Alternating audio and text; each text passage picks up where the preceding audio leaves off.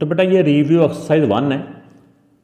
Unit 1 के अंदर जितनी भी हमने एक्सरसाइज की हैं उन तमाम एक्सरसाइज के मिलते जुलते क्वेश्चन इस एक्सरसाइज के अंदर मौजूद हैं। इसका क्वेश्चन नंबर जो 1 है ये MCQs हैं। इसमें 4 ऑप्शन दिए हुए हैं, तो जो ऑप्शन आप ठीक समझते हैं उसको आपने टिक करना है। तो अब इसमें पहला है a number which divides the dividend completely. Dividend क्या होता है? जब डिवाइड करते हैं तो अंदर वाले नंबर को डिवाइडेंड बोलते हैं। जिस तरह इसमें मिसाल में देखें कि ये जो अंदर है ये डिवाइडेंड है और जिससे हम डिवाइड कर रहे हैं वो डिवाइज़र होता है। अगर ये नंबर इसको डिवाइडेंड को पूरा पूरा डिवाइड कर दे, पूरा पूरा डिवाइड का मतलब कि नीचे ज़ीरो आ जाए, अगर पूरा पूरा डिवाइड कर दे तो ये नंबर इसका क्या कहलाता है? ये जो नंबर होता है ये इसका फैक्टर कहलाता है। फैक्टर, जो फैक्टर होते हैं ये पूरा पूरा डिवाइड करते हैं। तो लिहाजा इसका जो ऑप्शन है ना ये ए पार्ट इसका आंसर हो जाएगा। ज़ीरो, ये वाला zero is a multiples of every number except, किसके अलावा? इस एक्सेप्ट का मतलब होता है स्वाय, यानी कि ज़ीरो के टेबल में अपने आप के अलावा, यानी कि एक्सेप्ट इसके अलावा ये किस किस नंबर का मल्टीपल्स होता है? 1 को भी ज़ीरो से मल्टीप्लाई करो तो ज़ीरो आ जाता है, 2 को भी ज़ीरो से मल्टीप्लाई करो तो ज़ीरो आ जाता है, अपने आप को भी ज़ीरो से मल्टीप्लाई करो फिर तो होता है अपने आप, है ना। तो अगर 5 को भी ज़ीरो से मल्टीप्लाई करो तो उसमें भी ज़ीरो आ जाता है। तो ये तमाम नंबर्स का मल्टीपल्स होता है। उन्होंने कहा है कि अपना, अगर वो नंबर वही का वही हो ना फिर वो मल्टीपल्स नहीं है। उन्होंने कहा किसके अलावा ये हर नंबर का मल्टीपल होता है, ये किसके टेबल में आता है? ज़ीरो हर नंबर के टेबल में आता है। जिस नंबर को मर्जी आप ज़ीरो से मल्टीप्लाई करें तो उसका आंसर क्या आ जाता है? ज़ीरो। तो इसलिए ये किसके सिवाय? इटसेल्फ, अपने आप के अलावा हर नंबर्स के टेबल्स में ज़ीरो आता है। Any given number is even if the digit of it one's place is multiples of। ये इसमें इवन नंबर की डेफिनेशन बताई गई है, दूसरे में ऑड नंबर्स की है। तो कोई भी नंबर हो अगर उसका 1 प्लेस के ऊपर जो नंबर होता है वो अगर even digit of its place is multiples of 2, अगर वो 2 के मल्टीपल में आ रहा हो जैसे 0, 2, 4, 6, 8, अगर 1 प्लेस पे, 1 प्लेस क्या होती है? जिस तरह ये 96 है, ये 1 प्लेस है इसकी, ये वाली। अगर यहाँ वाला नंबर 2 के मल्टीपल्स में से आ रहा हो तो वो नंबर क्या होता है? वो नंबर इवन नंबर होता है। मल्टीपल्स उन्होंने पूछा आप मल्टीपल्स 2, अगर 2 के मल्टीपल्स वाला नंबर 1 प्लेस के ऊपर 1 place is multiples of 2, then क्या होता है? वो नंबर इवन नंबर होता है। तो अगर 1 प्लेस वाला जो डिजिट होता है वो मल्टीपल ना हो, किसका? 2 का मल्टीपल ना हो, यानी इसके अलावा कोई और हो। इसके अलावा कौन से हो सकते हैं? 1, 3, 5, 7, 9, इनके अलावा 1 प्लेस पे इनमें से कोई डिजिट हो तो वो नंबर क्या कहलाता है? वो कहलाता है ऑड नंबर। उन्होंने कहा if not the multiples of, ये कि किसका मल्टीपल ना हो? 2 का। Composite number can always be expressed as a dash of 2 primes.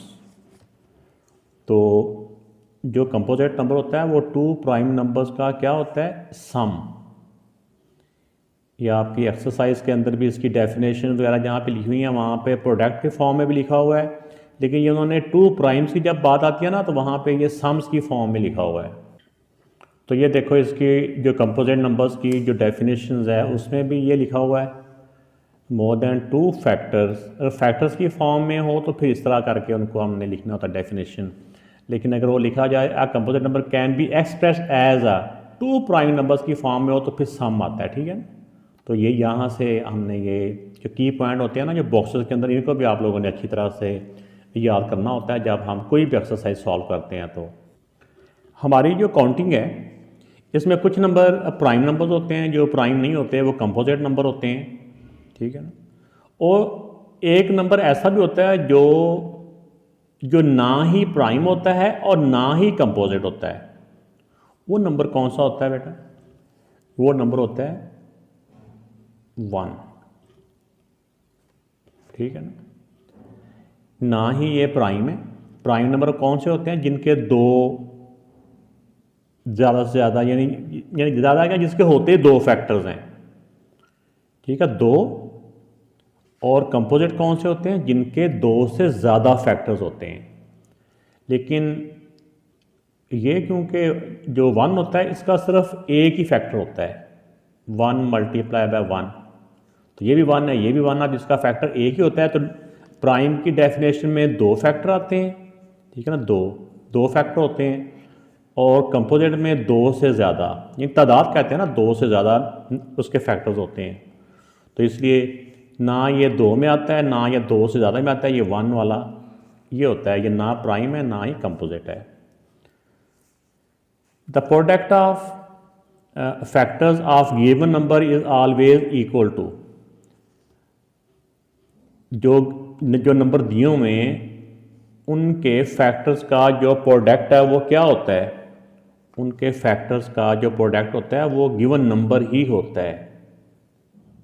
इस बुक के पीछे कुछ और आंसर भी लिखा हुआ है, जैसे कि मिसाल के तौर पे देखें, हमारे पास एक नंबर है, कोई भी आप लगा लें, 15 है, 15 के फैक्टर बनाएं, 3 मल्टीप्लाई बाय 5, ये इसके फैक्टर हैं। इनके फैक्टर्स का जो प्रोडक्ट है, ये प्रोडक्ट कहते हैं मल्टीप्लाई के आंसर को, वो किसके इक्वल होता है? वो नंबर उसी के जो नंबर दिया होता है उसी के प्रोडक्ट के इक्वल होता है। इसी तरह इसका 1 मल्टीप्लाई बाय 15 अगर करते हैं तो ये इसके फैक्टर हैं, तो इनके फैक्टर्स का जो प्रोडक्ट है वो इसके इक्वल होता है, इसमें गिवन नंबर आ जाएगा। मेरी राय यही है, अगर आपका कोई और आप इसमें कहना चाहें तो भी आपने ज़रूर बताना है। नेक्स्ट पार्ट है, इसमें इन बेस 5 रेज टू पावर 4, ऊपर वाले को 4 कहते हैं, ये 4 किसकी पावर है? 5 की, जिसकी ये पावर है। नीचे वाले को बेस बोलते हैं, ऊपर वाले को पावर भी कहते हैं, एक्सपोनेंट भी कहते हैं। तो यहाँ पे ये बेस 5 है, 5 is the base and 4 is power, ये डी पार्ट इसका आंसर है। नेक्स्ट है a number which divides all the given numbers, एक ऐसा नंबर जो डिवाइड कर they all the given numbers is called, जो भी नंबर दिए होते हैं उन सारे नंबर्स को वो डिवाइड कर दे, वो नंबर क्या होता है? वो होता है HCF। जो भी 2 या 3 नंबर दिए हो ना, जब उनका हम HCF मालूम करते हैं, तो जब हम उनका HCF मालूम करते हैं तो HCF जो होता है ना, वो उन नंबर्स को डिवाइड करता है, ऑल द गिवन नंबर्स। मिसाल इसकी ऐसी है कि जैसे देखो ये 16 और 20 है, 16 और 20 का मैंने डिवीजन मेथड से HCF निकाला, HCF आ गया 4। अब ये जो 4 होता है ना, ये 4 16 को भी डिवाइड करता है और 4 20 से भी डिवाइड होता है। जो HCF होता है, ये HCF जिन नंबर्स का होता है ना, उन नंबर्स को डिवाइड करता है, तो HCF होता है बेटा ये। A number which is divisible by all the given numbers is called, ऊपर वाले में था कि जो नंबर डिवाइड करता है, इसमें है जो डिवाइड होता है, डिविजिबल मीन जो डिवाइड होता है। कौन सा नंबर जो डिवाइड होता है दिए तमाम नंबर से? वो होता है बेटा LCM। जिन नंबर्स का वो LCM होता है ना, LCM को उन नंबर्स के साथ डिवाइड करें तो वो नंबर पूरा डिवाइड हो जाता है। इसकी मिसाल ऐसे है, जैसे ये 6 और 4 दो नंबर हैं, इन दो नंबर्स का मैंने LCM मालूम किया, तो LCM इसका आ गया 12। अब जो 12 है, ये 6 से भी पूरा डिवाइड हो रहा है, 12 को अंदर रख के 6 से डिवाइड करें तो ये पूरा 6 से डिवाइड हो जाता है। अगर 4 से 12 को 4 से डिवाइड करें तो 4 से भी पूरा डिवाइड हो जाता है। तो इसमें आंसर होता है इसका LCM, यानी कि अब विच नंबर इज डिविजिबल, ये डिवाइड हो जाता है by all the given numbers is called LCM।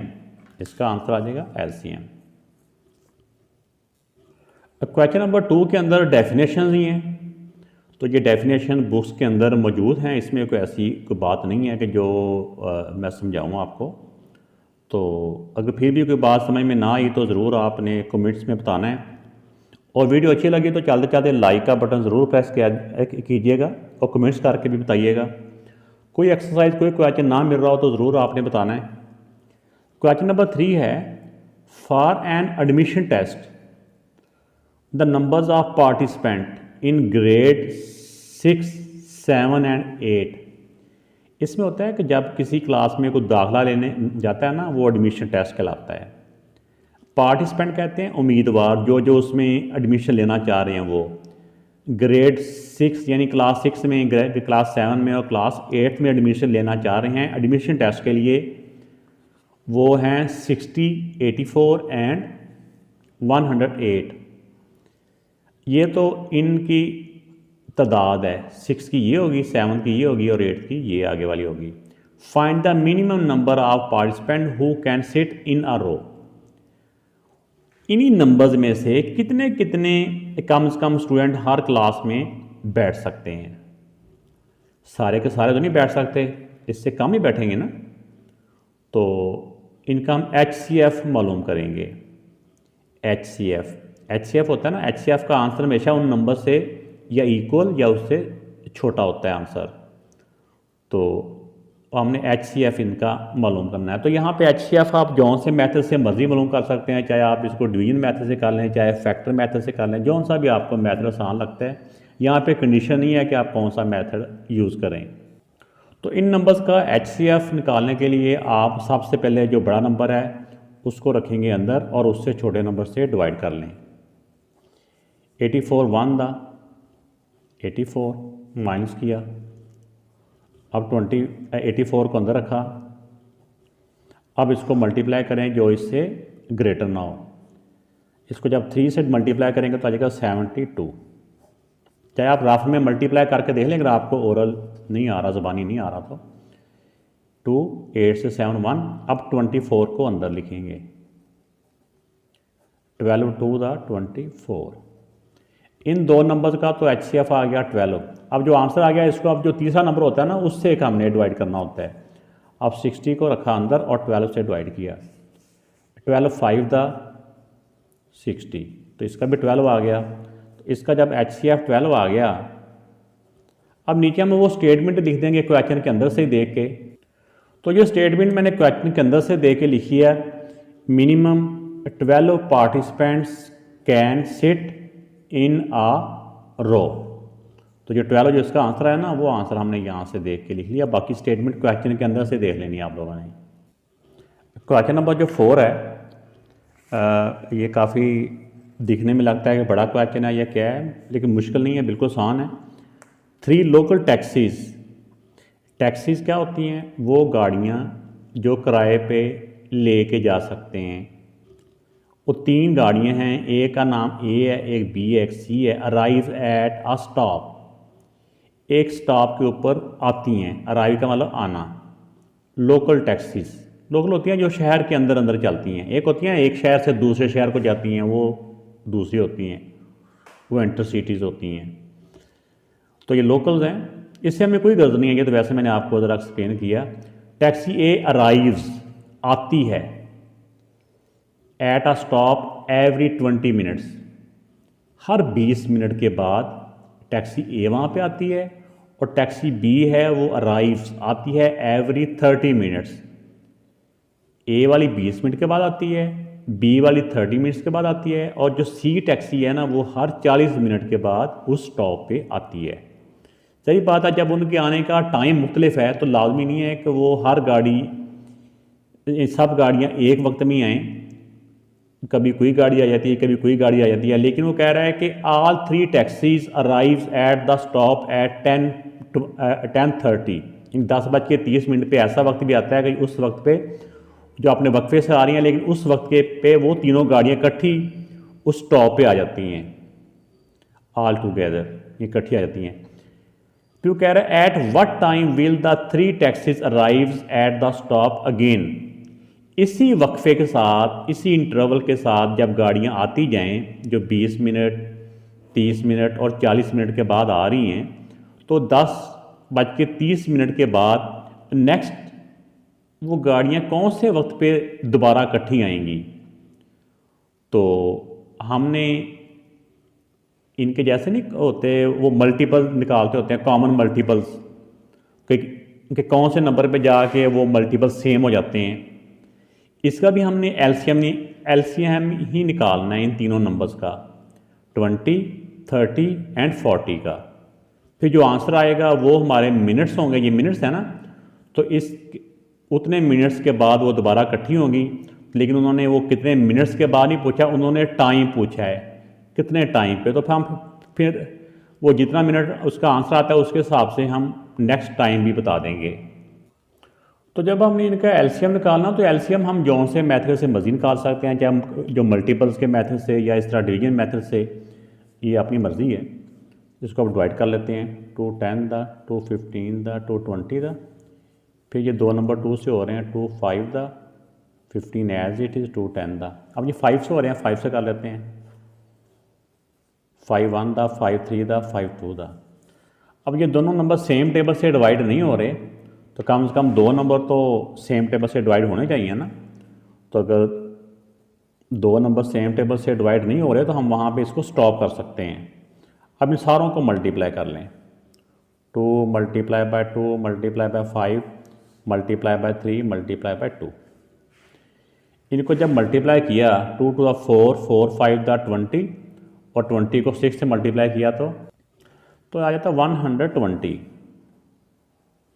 120 क्या है, इनका यूनिट भी मिनट्स था, तो इसके साथ मिनट्स है ना, तो ये भी इसका जो एलसीएम आ गया, ये 120 मिनट्स हैं। इसका मतलब ये है कि जो गाड़ी है ना, जो गाड़ियाँ तीनों हैं वो 120 मिनट के बाद दोबारा इकट्ठी होंगी। तो पहले कितने टाइम पे वो एक ही स्टॉप पे आई थी, वो 10:30 पे। तो all 3 taxis arrive all together 10:30 AM पे पहले आई हैं। तो 120 मिनट्स मतलब क्या होता है, तो ये 1 आवर में कितने मिनट होते हैं, 60। तो 120 में कितने आवर्स होंगे, इसको जब 60 से डिवाइड करें तो 2 आवर्स बनते हैं, HRS 2 आवर्स, 120 मिनट्स या 2 आवर्स। तो यानी हर 2 घंटे के बाद तीनों गाड़ियाँ इकट्ठी आएंगी। इसमें आ सकता है कि next all 3 arrive are together next. इसके अंदर 2 आवर्स प्लस कर लें, 10:20 में 2 आवर्स और प्लस करें, 10 और 2 12 होते हैं, तो 12:30, ठीक है ना, 12:30। तो ये 12:30 पे PM हो जाते हैं। अब पता है कि 12 बजे के बाद टाइम PM में कन्वर्ट हो जाता है, तो इसमें लिखते हैं 12:30 PM। अब क्वेश्चन नंबर जो 5 है, find the largest numbers which when divided bye 24, 36 and 60। जब वो इन तीनों नंबर से डिवाइड किया जाए, लीव्स का मतलब होता है बाकी रह जाना, बकाया रह जाना। 3 को छोड़ जाता है एज अ रिमाइंडर, वो रिमाइंडर 3 उसका रह जाता है इन ईच केस, कि इन नंबर से जब उनको डिवाइड किया जाए तो हर सूरत में 3 रिमाइंडर रह जाता है। तो वो नंबर कौन सा है फाइंड करना है। तो आइए पहले इनका हम तीनों नंबर्स का एलसीएम मालूम करते हैं, फिर देखते हैं कि जब उस नंबर को इनके साथ डिवाइड किया जाए तो 3 कैसे रिमाइंडर रह जाता है, वो बताता हूँ आपको। तो अब ये जो तीनों नंबर्स हैं इनका मैंने एलसीएम मालूम किया, तो ये पहले 2 से डिवाइड किया, फिर 2 से किया, फिर 3 से किया, फिर इसके बाद जो नंबर नेक्स्ट है ना, ये दो, इसमें से कोई भी 2 नंबर, कम से कम 2 नंबर सेम टेबल से डिवाइड नहीं हो रहे थे, तो मैंने यहीं पे इसकी डिवीजन मज़ीद स्टॉप कर दी। अगर मज़ीद डिवाइड ना हो रहे हों, ये कम से कम 2 नंबर डिवाइड होने चाहिए सेम टेबल से, तो फिर हम रोक भी सकते हैं एलसीएम में। तो अब इस सारे नंबर्स को जब मल्टीप्लाई किया तो ये इसका आ गया एलसीएम बन जाता है। इनको मल्टीप्लाई करें 360। अब एलसीएम का मतलब तो ये होता है कि एलसीएम को जब इसके साथ डिवाइड करेंगे तो फिर भी पूरा डिवाइड हो जाएगा। इसी तरह जब एलसीएम को हम 360 से डिवाइड करेंगे तो भी पूरा डिवाइड हो जाएगा, और जब एलसीएम को 60 से डिवाइड करेंगे फिर भी पूरा डिवाइड हो जाएगा। लेकिन जो क्वेश्चन है वो उन्होंने थोड़ा सा क्या करके दिया हुआ है, टेढ़ा करके दिया हुआ है बच्चों को परेशान करने के लिए, लेकिन आप लोगों ने परेशान नहीं होना। हमने क्योंकि इस अगर एलसीएम को इनसे डिवाइड करें फिर तो पूरा पूरा डिवाइड होता है, लेकिन उन्होंने कहा है कि 3 एज अ रिमाइंडर, तो फिर हमने 3 जितना वो रिमाइंडर बोल रहा है ना वो वाला नंबर इसमें हमने ऐड कर लेना है, एलसीएम में वो नंबर ऐड कर लेना है, प्लस कर लेना है। आपने इसके आंसर में क्वेश्चन के अंदर से ही देख के ये लिख लेना है, यहाँ से स्टार्ट करना है। The largest number which when divided by this leaves 3 as a remainder is in each case is, क्योंकि इसका हमने जो एलसीएम मालूम किया वो 360 है ना, 360 + 3, ये +3 क्यों किया, उन्होंने कहा कि 3 रिमाइंडर बच रहा है, इस वाले 3 को उसके एलसीएम में प्लस किया, 360 में 3 प्लस किया तो 363, तो ये वाला नंबर हमारा 363 हमारा आंसर आ गया। क्वेश्चन नंबर 6 भी बिल्कुल क्वेश्चन नंबर 4 के जैसा ही है, इसमें भी 3 bells toll at regular interval, 3 bells हैं जो कि बजती हैं रेगुलर इंटरवल कहते हैं वक्फा एक गैप के साथ, रेगुलर कहते हैं एक मुस्तकिल, यानी अगर कोई बेल 10 मिनट के बाद बज रही है तो वो हर 10 मिनट के बाद ही उसने बजना है, ये नहीं है कि वो अगले दफ़ा 12 मिनट के बाद बजे, ऐसा नहीं है। रेगुलर इंटरवल के साथ यानी अपने फिक्स टाइम के मुताबिक वो बज रही हैं। एक बेल है वो 10 मिनट के बाद, एक दूसरी बेल है वो टोटल 3 बेल्स है ना, दूसरी 20 मिनट्स के इंटरवल के साथ, और जो तीसरी बेल है वो 30 मिनट्स के इंटरवल के साथ बज रही है। रिस्पेक्टिवली का मतलब होता है कि पहली बेल दूसरी बेल इतने बजे, तीसरी बेल इतने बजे। तो जाहिर बात है वो मुख्तलिफ टाइम के बाद बेल बज रही हैं, तो वो तीनों इकट्ठी हर दफ़ा इकट्ठी नहीं बजती, वो एक ख़ास वक्त आता है, ख़ास वक्त के बाद वो तीनों इकट्ठी बजती हैं। वो कह रहे हैं if they toes all together at 12 नून, दोपहर 12 बजे वो इकट्ठी बजती हैं, तो at what time will they next toll together, तो नेक्स्ट कितने अगर टाइम पे उन्होंने टाइम पूछा है वो किस टाइम पे दोबारा इकट्ठी बजेंगी, तो ये 10, 20 और 30 इन तीनों का हम एलसीएम मालूम करते हैं, ठीक है ना। आइए देखते हैं। तो ये जो उन्होंने टाइम दिया था 10 मिनट, 20 मिनट और 30 मिनट, इनका हमने एलसीएम मालूम किया, तो ये इनका एलसीएम आ गया। जब भी 2 नंबर सेम टेबल से डिवाइड ना हो रहे हो तो वहाँ पे मज़ीद डिवीजन स्टॉप कर लें। अब इन सारे नंबर्स को मल्टीप्लाई करेंगे तो हमारा एलसीएम आ जाएगा 10 और 6 60 मिनट्स। तो अब वो 60 मिनट्स के बाद यानी हर 60 मिनट के बाद वो इकट्ठा वो बजेंगी। अब अभी वो बजी हैं दोपहर 12 बजे, तो 60 मिनट का अंदर अगर हम टाइम का हिसाब करें तो 60 मिनट के अंदर कितने आवर्स बनते हैं, 1 आवर। 60 मिनट के अंदर 1 आवर ही होते हैं ना, तो 12 बजे से 1 घंटे बाद क्या टाइम होता है, दोपहर 12 बजे के बाद होता है, नेक्स्ट टाइम होता है 1 PM। साथ हम ये स्टेटमेंट यहाँ पे लिखेंगे, कौन सी स्टेटमेंट लिखेंगे अब आपने क्वेश्चन के अंदर से ही देख लेना है। यहाँ से लिख लें आप एट व्हाट टाइम की जगह पे ना आपने लिख देना है 1 PM, इसकी जगह पे क्या लिखना है 1 PM। At 1 PM will they next toll यानी कि टोल टुगेदर, फिर एंड पे ये क्वेश्चन हटा देंगे। यहाँ से लेके यहाँ तक आपने स्टेटमेंट लिख लेनी है। वीडियो अच्छी लगी तो बड़ा लाइक ज़रूर कीजिएगा, कमेंट्स करके बताइएगा। अपना ख्याल रखिएगा। अल्लाह हाफिज़।